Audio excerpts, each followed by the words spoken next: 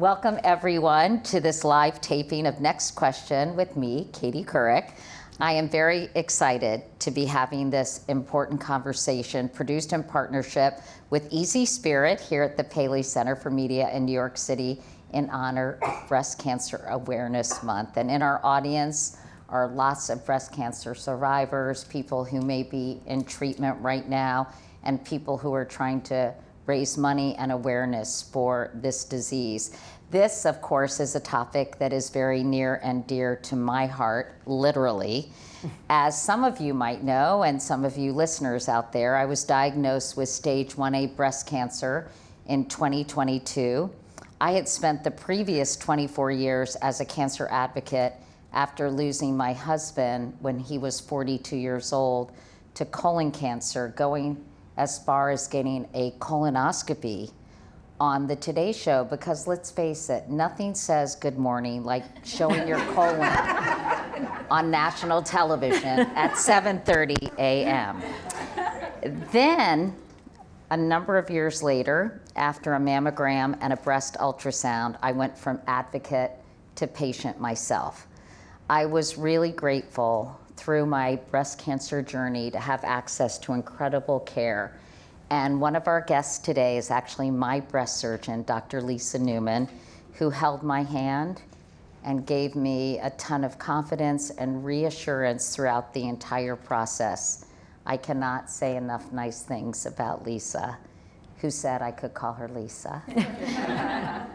And Easy Spirit, I am very grateful. They've been able to help fund some of Dr. Newman's critically important life-saving research.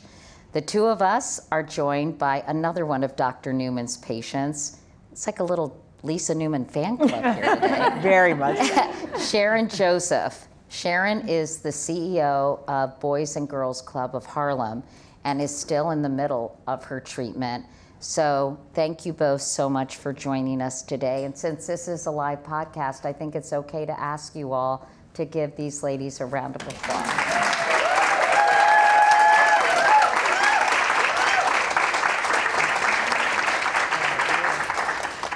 And our hope is that so many women will listen to this podcast, so I hope you'll spread the word, because we hope to impart a lot of important, as I said, life-saving information to everyone listening. So I think, Sharon, many of us, our immediate thought after being diagnosed is, I have cancer, now what?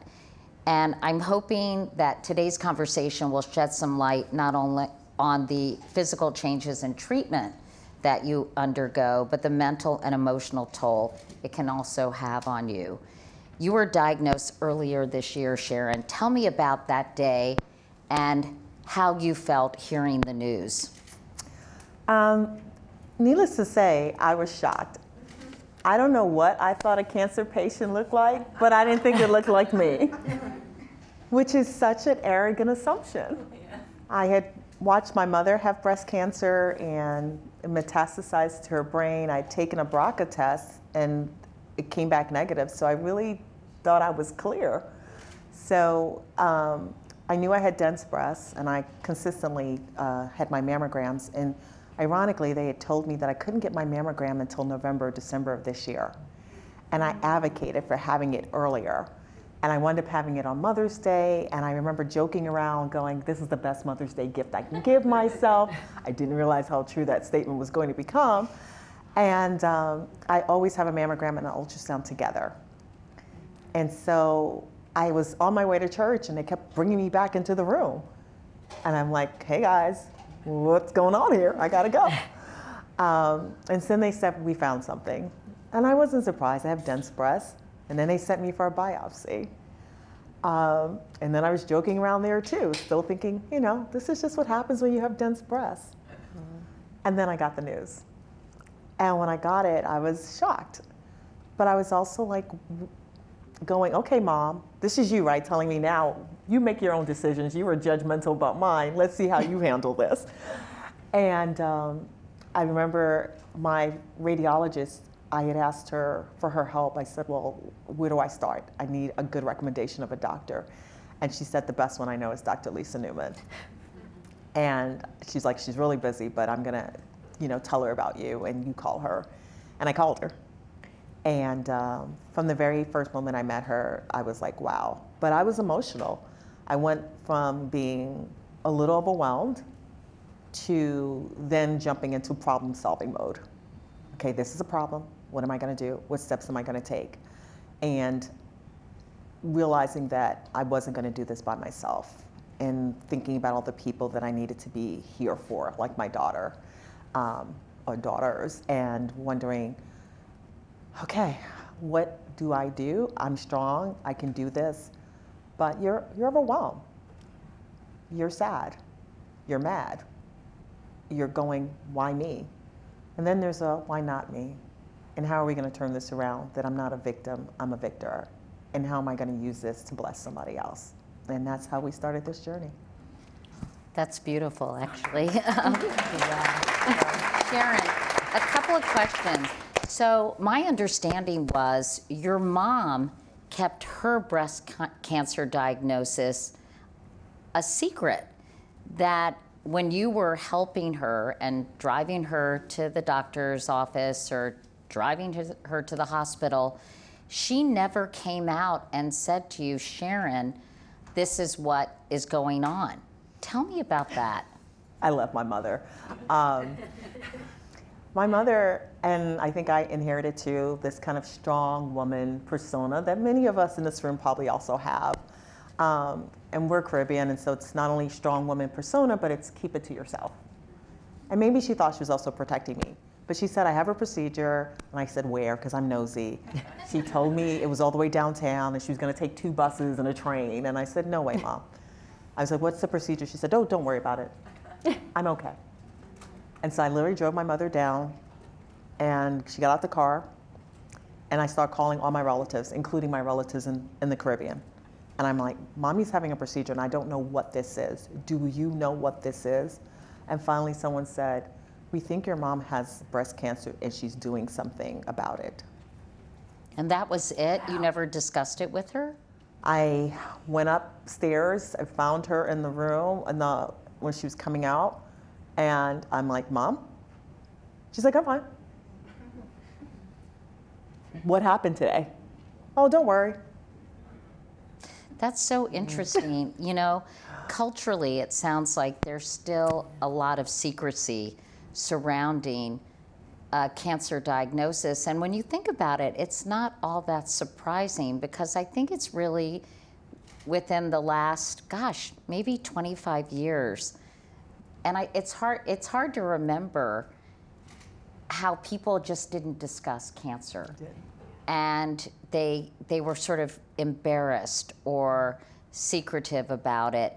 And then, as Sharon mentioned, culturally, for some Black women, it's still like that. Can you describe what you've seen among your patient population with that trend, or the women you've been studying? Yeah, thanks, Sandy. First of all, your story, Sharon, is just incredible. Thank you for sharing it. It's so very powerful. We appreciate it. But it is true that unfortunately many women do feel this stigma associated with a breast cancer diagnosis. And I can remember in my own family, similar to yours, a lot of the reluctance to say the word. I can recall my mom talking about the big C. It was as if saying the word was somehow going to make it real, and ignoring it was going to make the problem go away. And one of the organizations that I work with quite a bit, the Sisters Network Incorporated, which is an African-American breast cancer survivors organization, a national organization, their logo is Stop the Silence, specifically to counteract that pervasive impression that you shouldn't talk about breast cancer. We are empowering ourselves if we talk about the diagnosis, and if we share with each other how to protect ourselves against the threat of breast cancer. And we do have so many ways that we can protect ourselves between screening, treatment, survivorship modalities. We can protect ourselves against this disease. And just talking about it is so critically important. I remember reading in The Emperor of All Maladies, I might have mentioned this to you before, Lisa, by Siddhartha Mukherjee. It's a great book. He won a Pulitzer Prize. It's about the history of cancer. It's fascinating. And in the 1950s, when women who had breast cancer were looking for a support group, I think the New York Times wouldn't allow them to put in the classifieds that they were looking for other breast cancer patients. They would have to say looking for women who have been diagnosed with cancer of the chest cavity because they didn't want to write the word breast, which is just so unbelievable. And that was in the 1950s. So we have come a long way, but clearly not far enough when it comes to bringing this topic out into the open. And when I heard Sharon's story, I was like, wow, she actually is one of those women who has done everything right because she knows she has dense breast. 42% of women over the age of 40 have dense breasts, and we're going to talk about that some more in a moment. But because of that, she got a mammogram and an ultrasound, which was your usual routine every year or every 2 years or every year, I guess, right? Every year, almost every 6 months if I could. Really?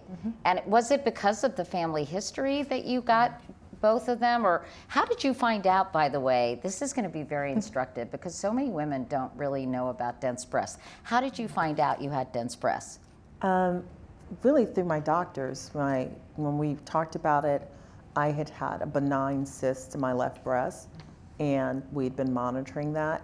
And again, because my mother's breast cancer metastasized to her brain, I was very, very aggressive about trying to make sure I had my mammograms and ultrasounds, both on the same day, so that I could constantly test, and also doing self-checks.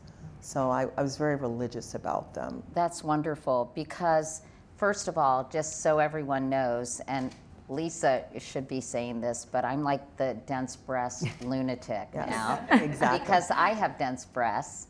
And number one, if you have dense breasts, you have a higher risk of being diagnosed with breast cancer. Number two, a mammogram alone can't necessarily tell if you have any kind of abnormality. So I have all, and like, people feel their breasts and they're kind of lumpy and big or they're whatever, and they think, oh, I have dense breasts. You can only find out through a mammogram if you actually have dense breasts. And as I said, nearly half of women over the age of 40 fall into this category. And so you really need additional screening. And it's very upsetting to me, that so many women don't know that, and the FDA changed their rule requiring clinicians or requiring women to be notified that they have dense breasts. And it all has to be done in the same language now, right? That was, I think, done in the spring of last year, or put into effect, maybe in September, actually. It became September official 10th. for all states. Thank you. I've got all these experts in the audience. I should just ask you all. But anyway, you know, Sharon knew this already, but so many women don't. How can we spread the word, A, that you need to find out if you have dense breasts, and B, about additional screening, and C, insurance companies need to pay for additional screening. It's so unfair and so wrong. Yeah. So you stated the main issues perfectly, as you always do, Katie. Oh, thank you, Lisa. But Put it some more. It is so true. But yeah, you're right. The Food and Drug Administration enacted policies such that all mammography units have to now report on breast density to patients that are undergoing mammographic evaluation. And it became official for all states just a couple of weeks ago. So that is a wonderful advance. However, women are then left with having to sort out, what do I do next now that I've been told that my mammogram shows breast density? I would recommend that you speak to your radiologist, as Sharon did, speak to your healthcare provider, because there are options in terms of additional enhanced breast imaging, such as breast ultrasound. Some women will need breast MRI. There are innovative ways of performing mammograms, such as contrast-enhanced mammography. And these modalities can sometimes help improve the ability to evaluate the mammogram. As you also correctly stated, having that breast density not only makes a regular routine mammogram more difficult to interpret, but it's a risk factor indicating that you're more likely to develop breast cancer in the future. So speak with your healthcare provider. If you are told that you have dense breasts, find out what your options are and make sure that these options and issues are documented, because the way that they're documented can influence whether or not your insurance plan will reimburse, will pay for the additional testing that's necessary. I know that in some states it's required that they pay insurance for additional screening.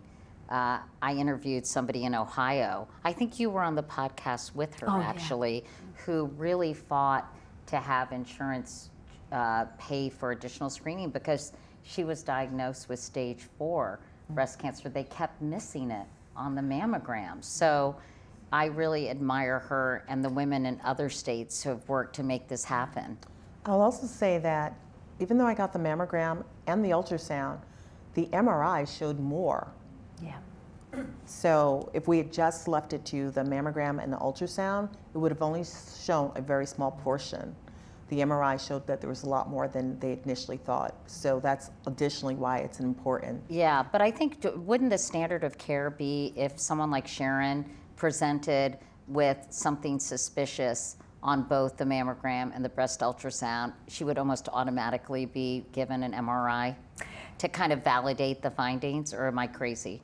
Now, that is often the strategy, but the decision about MRIs in the face of a breast cancer diagnosis is definitely a nuanced, challenging decision to make, but often it is very, very helpful. Breast MRI is absolutely valuable in women that have known breast cancer predispositions, such as a strong family history, a known genetic susceptibility, mutation carriers such as a BRCA mutation, women that have had prior therapeutic radiation to the chest wall.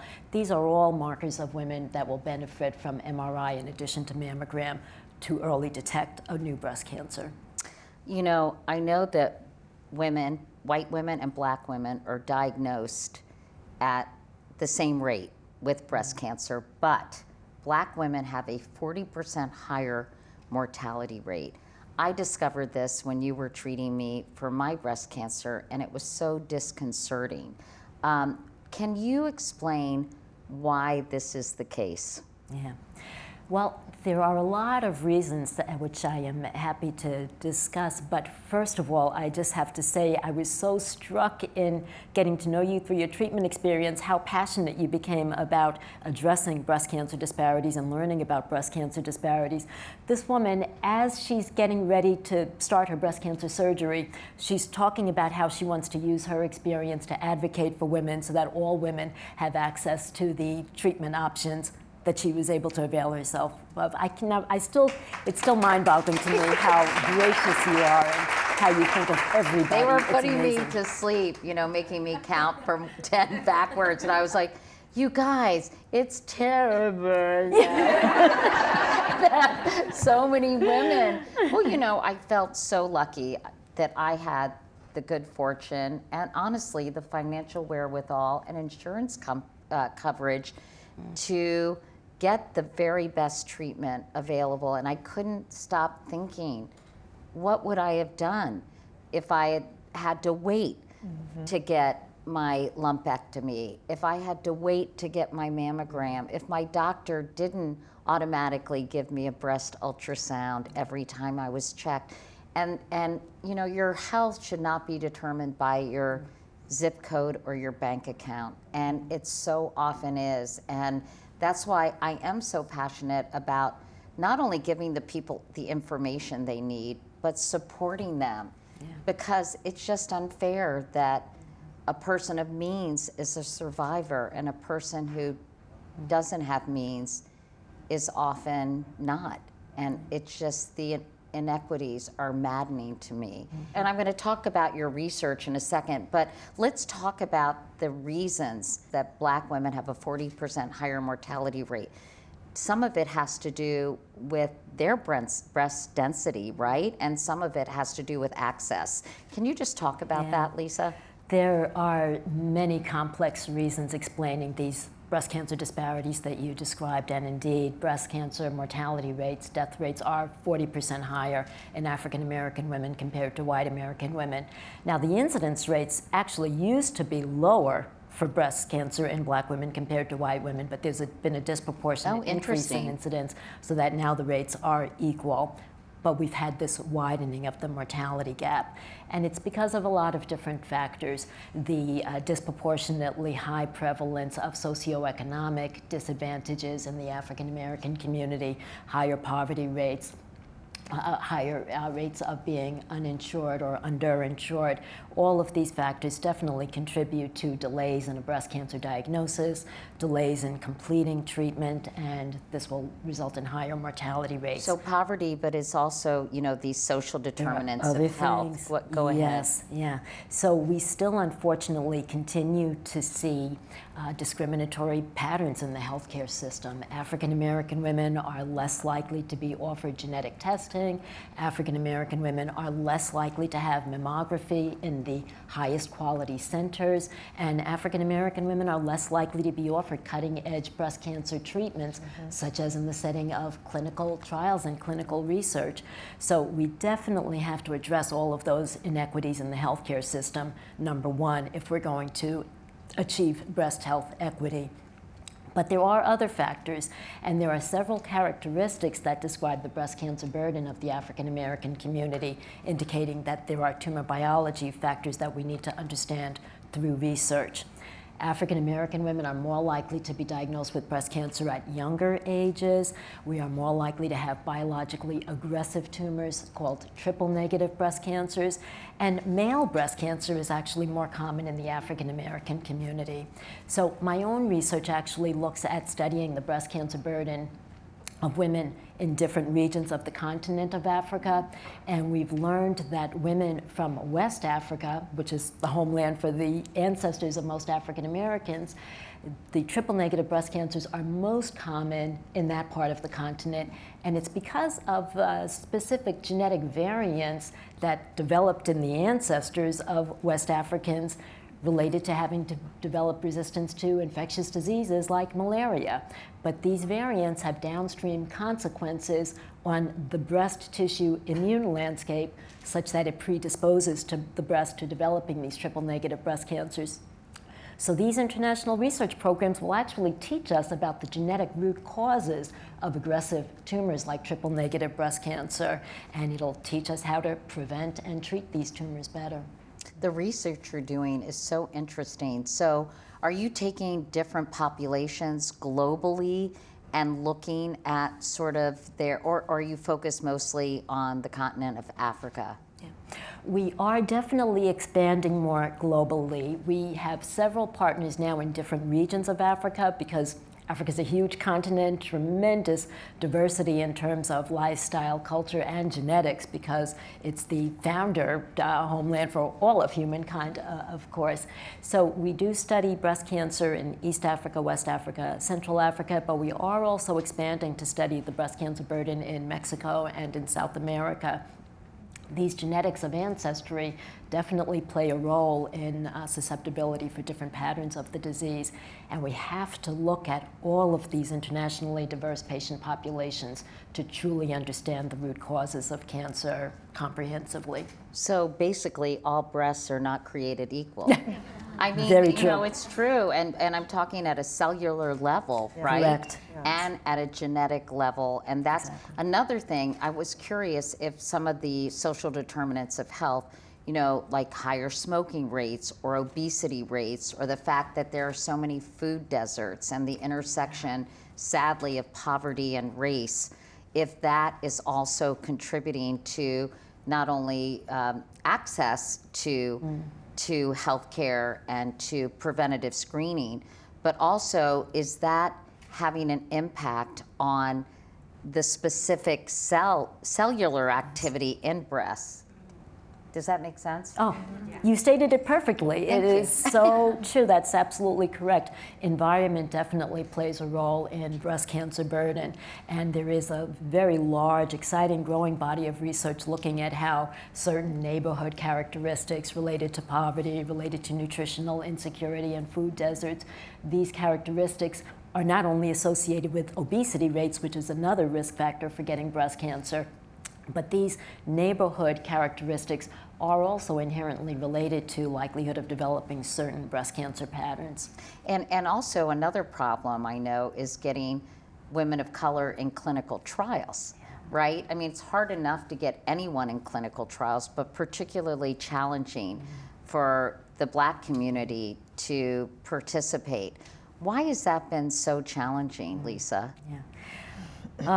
Again, Katie, for so many complex reasons, there Distrust definitely of the is medical community. Significant distrust, yes, and for appropriate reasons. In the past, there have been horrific abuses in clinical research, especially Like in cancer Tuskegee? research. The Tuskegee experience, and so rightfully, many individuals, especially from communities of color, are suspicious of clinical research. But we can't absolve the medical professional community from responsibility either. There are actually many studies showing that one of the biggest barriers to an African American cancer patient participating in a clinical trial is the absence of the physician offering a clinical trial to that patient. Some physicians just don't want to take the time to explain the clinical trial. Some physicians are fearful that bringing up a clinical trial will somehow alienate the patient and generate more distrust. But we have to get over that. Clinical trials are a part of standard of care, and we have to offer them to everybody.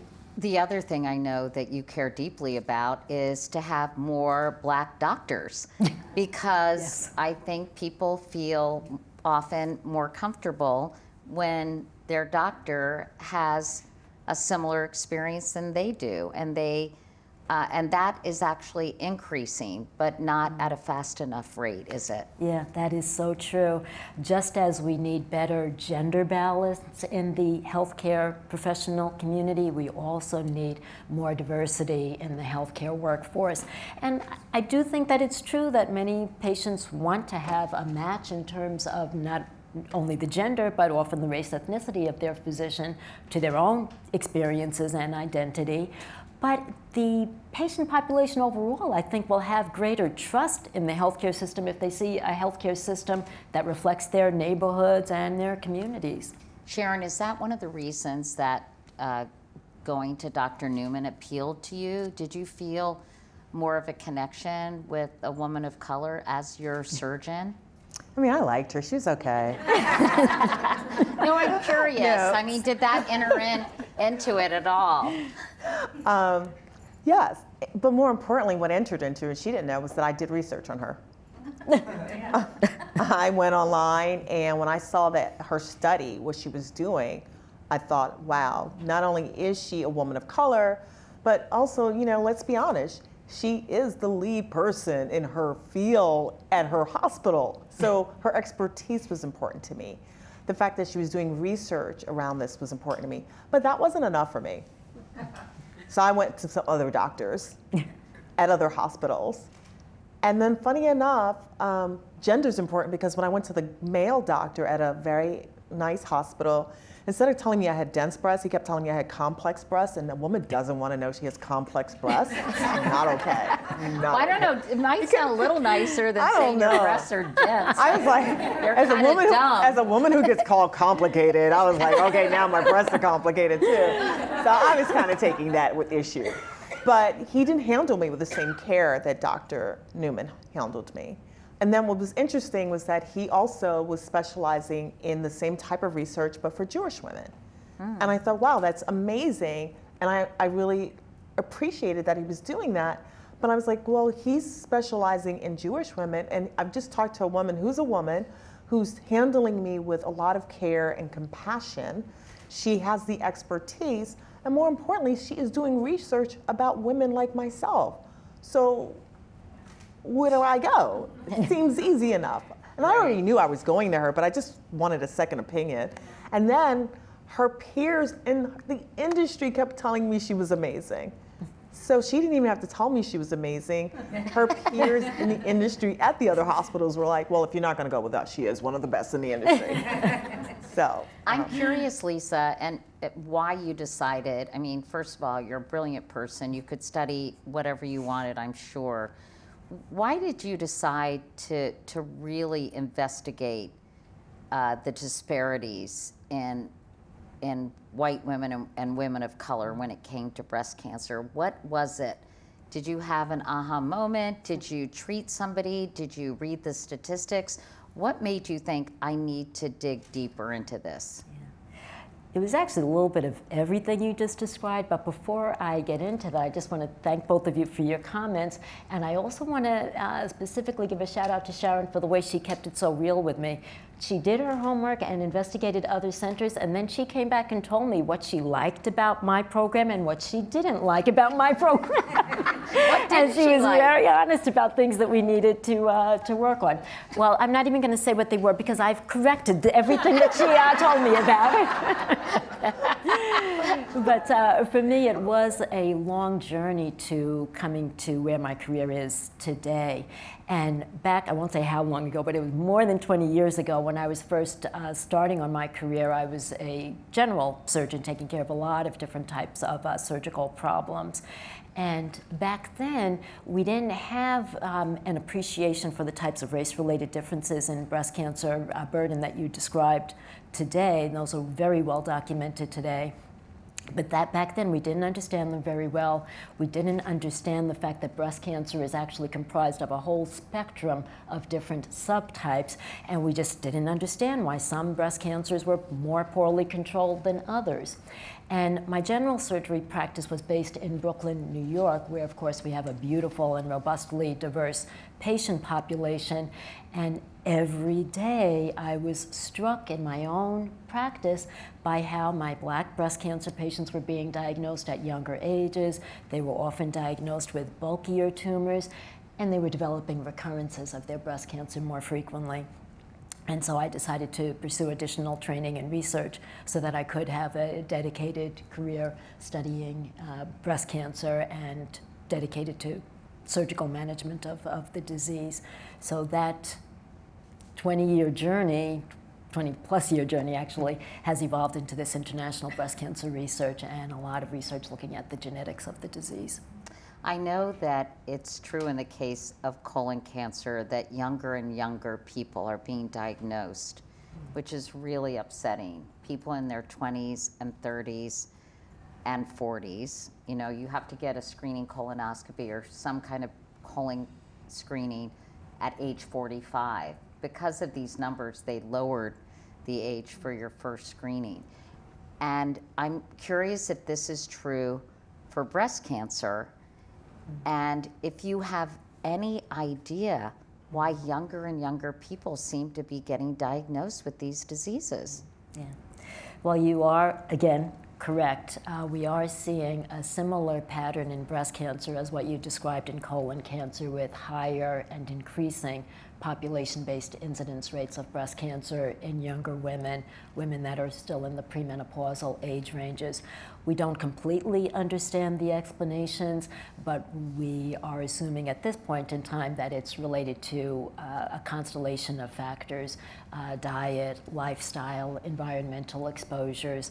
Obesity rates are unfortunately on the rise in the United States, and all of these factors, in addition to our genetics, will be playing a role in breast cancer. I wonder, when you say environmental factors, I feel like it, you know, it's frustrating to me because we've seen these numbers for a few years now, and I've talked to a lot of scientists because of Stand Up to Cancer and my own cancer activism. And some say it might be the over prescription of antibiotics. Other people say maybe processed foods. We're hearing a lot about alcohol consumption and cancer. I think a big study just came out about that and how closely linked they are. When do you think we're going to, and I wonder about pesticides, and I wonder about these forever chemicals. What are they called? PFAS? Is that what they're called? Yeah. Anybody? Come on, audience. PFAS, right? PFAs, I guess. And everything from leggings to, you know, rubber mats and all kinds of household products. When do you think, I know it's really hard, epidemiologists struggle with this, but when do you think we'll have a better idea about why this is happening? Because it has such a huge impact on screening recommendations and overall awareness for a younger population? Yeah, these are incredibly difficult questions to address, and yes, the epidemiologists are continuing to struggle with them. It is correct that excessive and increasing rates of alcohol consumption on a daily basis will increase breast cancer risk. Obesity increases breast cancer risk. Leading a sedentary lifestyle with the lack of adequate exercise on a daily basis, all of those patterns will increase breast cancer risk. The things that do not seem to affect breast cancer risk would be wearing a brassiere or not wearing a brassiere, or different types of brassieres. Do people think that really has an impact? It seems to cycle. Like every couple of years, there are these bursts on the internet about risk of brassieres and breast cancer risk, but Yet there's another no known conspiracy association. theory. Yeah. But sometimes when I used to take walks, I would stick my iPhone in my bra, and then I kind of wondered, I wondered if that actually had an impact on my breast cancer. Do you think it did? I don't think so. I do not think so. But honestly, I asked her about the Diet Coke. I think I asked you about my Diet Coke. I was like, drinking 20 years of Diet Coke, did that lead to my breast cancer? But I think what the problem is, there's, people fill in the lack of knowledge with ideas and speculation. And I think we really need to focus on that. Are people studying this?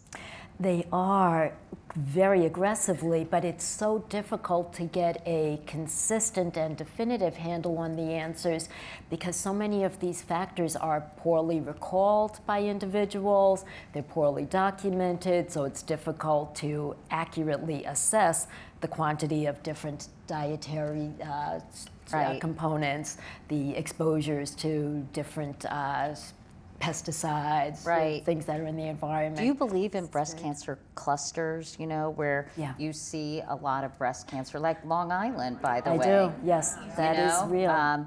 There have been reported a lot of cases in certain geographic areas or in neighborhoods, and but it's never quite proven. And is that something that you think warrants more study? Yeah, absolutely warrants more study, and the clusters are very real. It becomes difficult to tease out, though, why those clusters occur, because neighborhoods exist with people living in the same environment for so many different reasons. Families like to live together if they have certain lifestyles in common or cultures in common.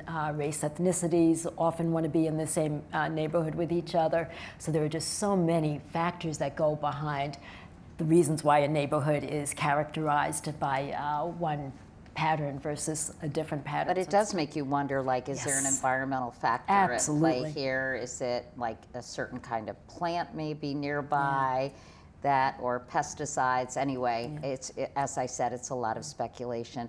Let's focus on, for the remaining time we have, on the best way to prevent breast cancer and the best way to prevent a recurrence of breast cancer, because I think both of those are so important. We're all wearing our nice, comfortable, Easy Spirit shoes, and that makes me want to ask you about exercise and the role of being a physical activity in terms of not only breast cancer, but a whole host of diseases. Yeah, exercise and continuing to move, being on the move, is good for the mind, body, and soul, and it very definitely is valuable in preventing breast cancer and in having a better outcome if you have been diagnosed with breast cancer.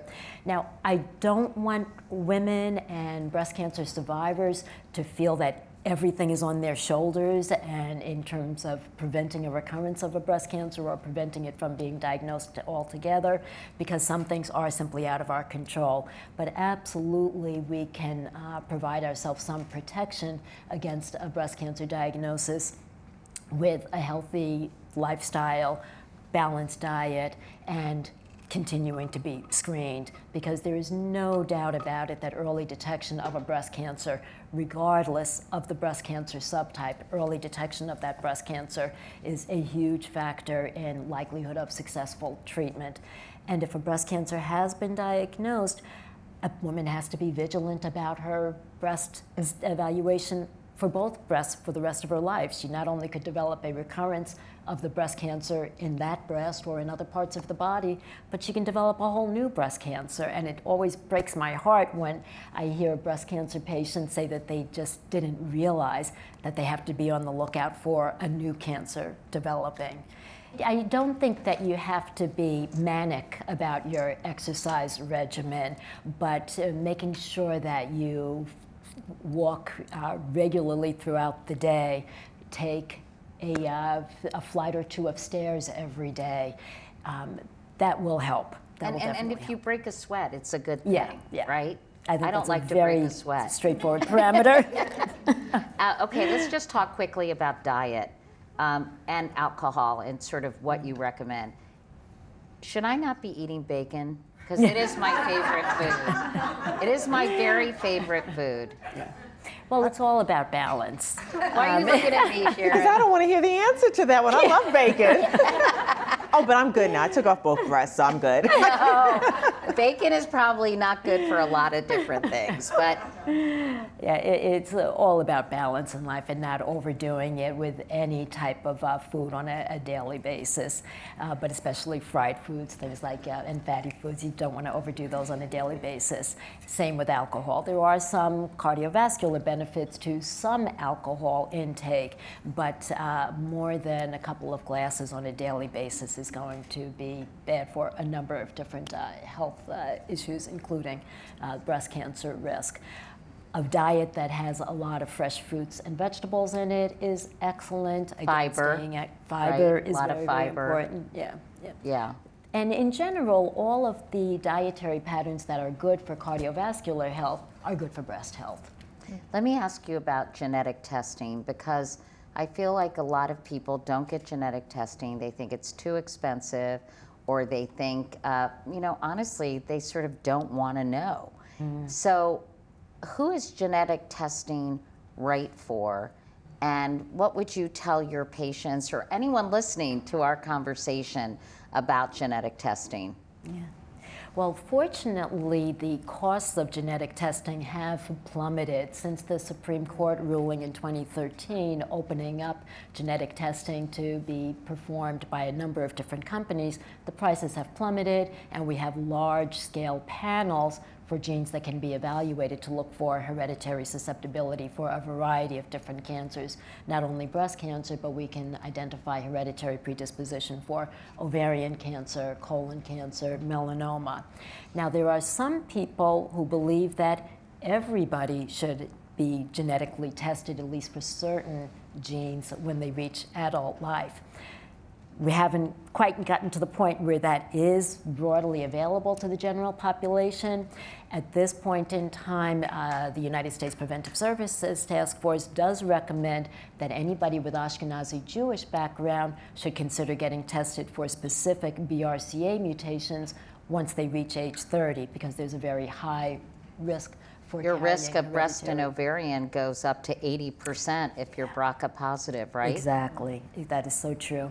If you do have a strong family history of breast cancer, ovarian cancer, meaning multiple relatives with either of those cancers, if there are any men in your family with breast cancer, if you have in your extended family tree many individuals diagnosed with even other cancers such as colorectal or melanoma, those would all be features indicating that you should consider getting genetic testing done.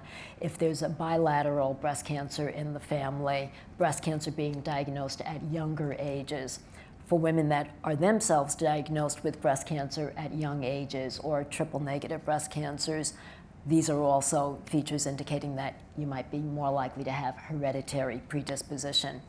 Now, I am a breast surgeon. The American Society of Breast Surgeons advocates in favor of all women who've been diagnosed with breast cancer, regardless of age, racial, ethnic background, regardless of their pattern of breast cancer.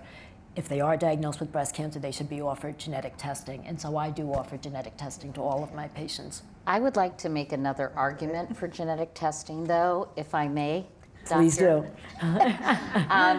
You know, I think what people don't understand is the vast majority of cancers involve no family history. Yes. I think it's something like 78 or 80% of colon cancer cases, and I know a lot about this because of my husband, have no family history. Similarly, the majority of breast cancer cases have no family history. So isn't it smart, before you get diagnosed, to see if you have any genetic mutations that may make you at greater risk for any of these cancers, so you can schedule your screenings accordingly. So you might have to be more vigilant. For example, I had genetic testing. I, believe it or not, have a higher risk of colon cancer, slightly, because I have some genetic mutation, and new mutations are being discovered all the time. So to me, it's kind of a no-brainer to say, well, boy, I better not forget to get my colon cancer screening, my colonoscopy or my Cologuard, whatever I choose to do. So isn't that a good argument? I remember, by the way, my parents were late for their colonoscopies or whatever, and I was like, do you guys know how embarrassing it would be for me if you got diagnosed with colon cancer? Come on. Anyway, it's all about me. But so why wouldn't people recommend screening before they get diagnosed with something, so they can be armed with better information that could potentially save their lives? Yeah, you are correct again. Genetic testing I should is be a a way. doctor, don't you? Yes, you are. In my book, you already are. But correct, genetic testing can save lives, and it does save lives as we learn more about it. People who have hereditary predisposition for different cancers can detect those cancers earlier with enhanced screening. Some of these genetic markers serve as markers for specific treatments that will be necessary if a cancer is diagnosed. And we have good ways of preventing different cancers. Individuals that are at higher risk for ovarian cancer, if they remove their ovaries, that is a wonderful way to prevent ovarian cancer, and it's been shown to have survival advantages. People that are at high risk for breast cancer are candidates often to take special medication that can prevent breast cancer. Or, you know, to even make lifestyle changes, right? Absolutely. You know, if you know that, you can say, I'm going to make sure I'm really vigilant about my diet and exercise. Absolutely. But I will say, as someone who, I did the test, I did the genetic testing and came back negative the first time. So I don't want people to get comfortable that you take it and it comes back negative. Like it gave you a false sense of security. Gave me a false, it did. And then I took it again once I did find out. But this time I took a full panel, right? So when you take it, take the full panel. And I did it the second time, not for me, but for my daughter, right? Because I needed to know and make sure my daughter had as much family history as she could possibly have. So I would definitely encourage everyone to have it. And when you have it, take the full panel, because now we've discovered that I have some unknown genetic, and that we're going to need more people to do genetic testing so we can figure out what my unknown that I'm at risk for. Right.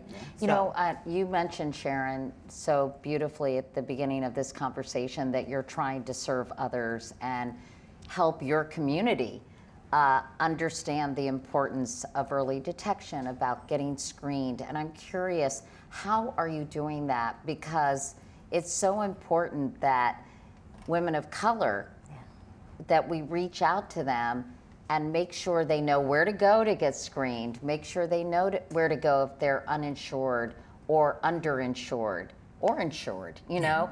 And I'm curious what you think are the most effective ways to reach women.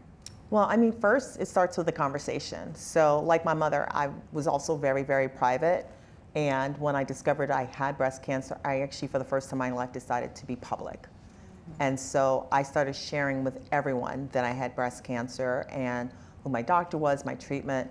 My daughter created a WhatsApp communication, because I didn't know how to do it, with all my friends, and telling them to get mammograms. Before my surgery, I had a bye-bye boobs party.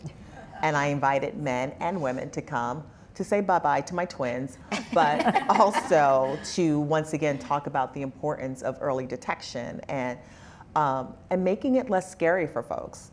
And everyone knew that my mom had allowed hers to metastasize and what it caused me. And so what they felt was like, wow, I had people go get their mammograms and make appointments. I also run a Boys and Girls Club, so I have lots of thousands of families there. So we are now having community days where we're bringing in health professionals to talk about diabetes, breast cancer, asking the American Cancer to bring the van so we can do free screenings, because a lot of our parents are living below the poverty line. And I know for a fact that my father also died from cancer, and both my mother and my father did not necessarily go to the best places and didn't get the best advice. And they listened only to one doctor who wasn't necessarily giving them the best advice.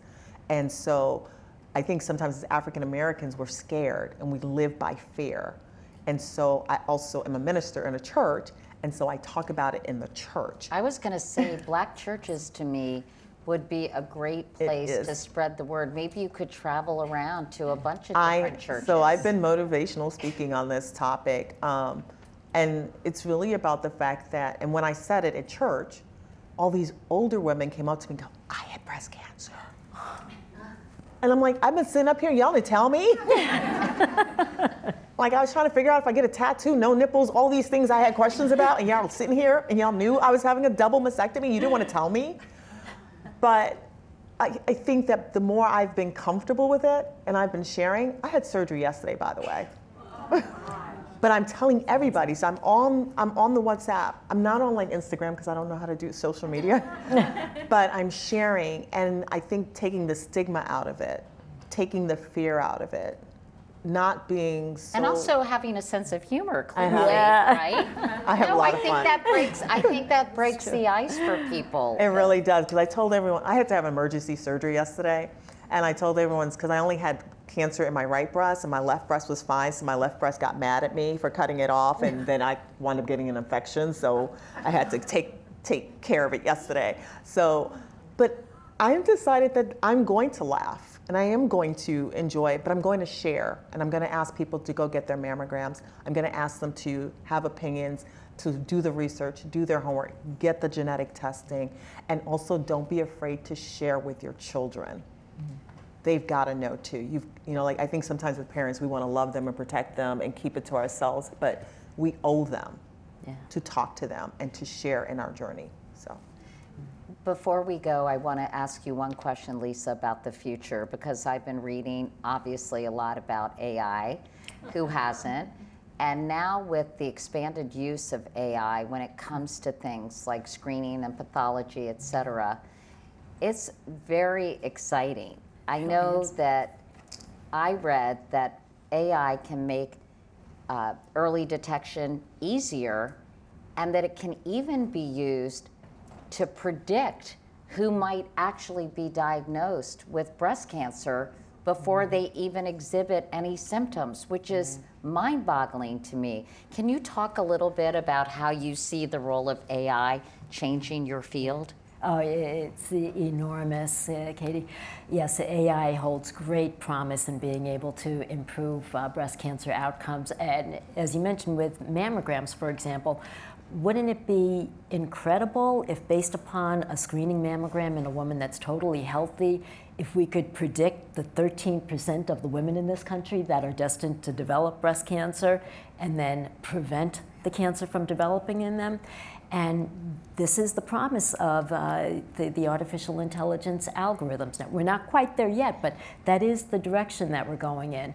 And artificial intelligence, big data algorithms are very useful in being able to evaluate and read pathology, biopsy specimens.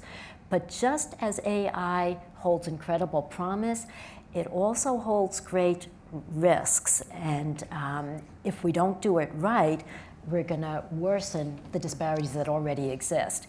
If we develop these AI algorithms based upon data from limited populations, skinny women, women that are more affluent, women with only European ancestry, we're going to be very limited in what we can learn from these algorithms, and we're going to worsen some of the disparities that already exist. That's such an important point. Do you think that the tech world is mindful of that as they start developing these tools? Because I feel like the word is out that these disparities exist and that the large language models, or whatever you call them, really have to include a diverse population.